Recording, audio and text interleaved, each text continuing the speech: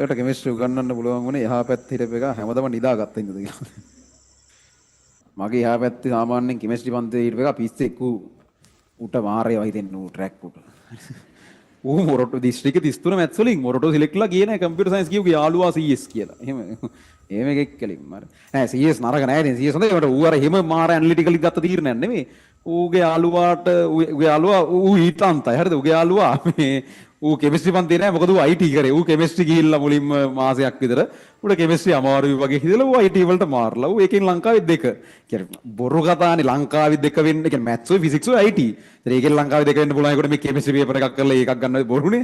ඉතින් උට අර මාසයක් ගියා පොඩ්ඩක් සෙට් නෑ වගේ අමාරුයි වගේ ඌටක් ගාලා මාරනවා IT කරේ. ඉතින් උට මේ මොරටෝ යන්න බෑනේ IT කරලා ලංකාවේ කීය වුණත් කම්පියුටර් සයන්ස් ඉතින් යන්න දීන්.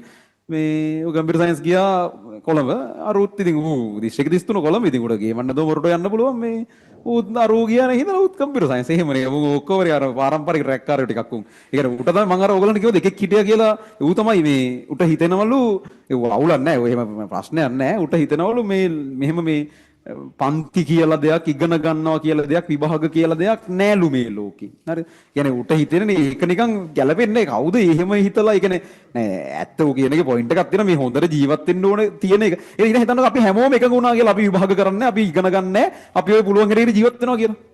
හැමෝම එකඟ ලෝකෙම උන් එකඟ වුණොත් ඇත්තට ඒක වඩා තාත්විකයි ළමයි. ඒ කියන්නේ මේ නිකම් පේපර් හදාගෙන විභාග හදාගෙන සිලබස් හදාගෙන ඉස්කෝල කියලා જાතියක් හදාගෙන කැම්පස් කියලා જાතියක් මේ මහා විකාරයන්නේ නටන්නේ. හරිද? ඒ කියන්නේ ඌ කියන්නේ ලෝකේ එහෙමලු. හැබැයි ලෝකේ ඔක්කොම එකතු වෙලා ඌට ප්‍රෑන්ක් එකක් කරනවා.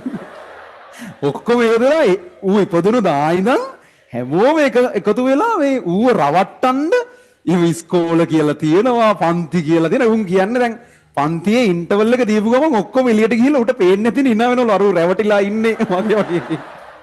ඒ කියන්නේ මේ ඔක්කොම මේ මම ඕගොල්ලෝ ඔක්කොම ඇවිල්ලා තින්නේ මේ ඌ රවට්ටන්න. එහෙම එකක්. නෑ ඌ කියන එක නෑ කියලා ඔප්පු කරන්න බෑනේ. ඒක හිතන්නකෝ ට්‍රැක් එකේ ලෙවල් එක. ඒ කියන්නේ ඒක අර විතණ්ඩවාදී තර්ක කියන්නේ ඒක කොහොමදවත් නෑ කියලා ඔප්පු කරන්න බෑ.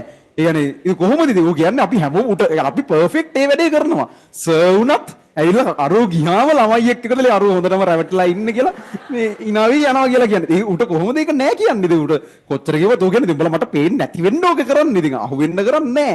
උඹලා ඒක හොඳටම කරනවා.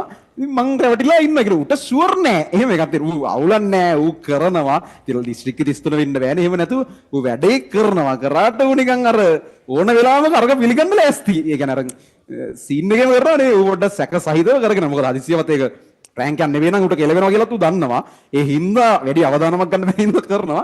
ඌ කියන අර මේකක් උට හිතෙනවා කියලා කියන්නේ. එහෙම ඉන්නවා මිනිස්සු. අවුලක් නෑ. ඌ තාම ඉතින් ඉන්නවා යහතින්. එහෙම ප්‍රශ්නයක් කියලා නෑ. මොකක් කර කර ඉන්නවා. එහෙම ඉන්නවා. ඒක තමයි මම කලින් කියලා තියෙනවා නම් එහෙම එකෙක් ගැන ඒ ඔය පුද්ගලයා තමයි.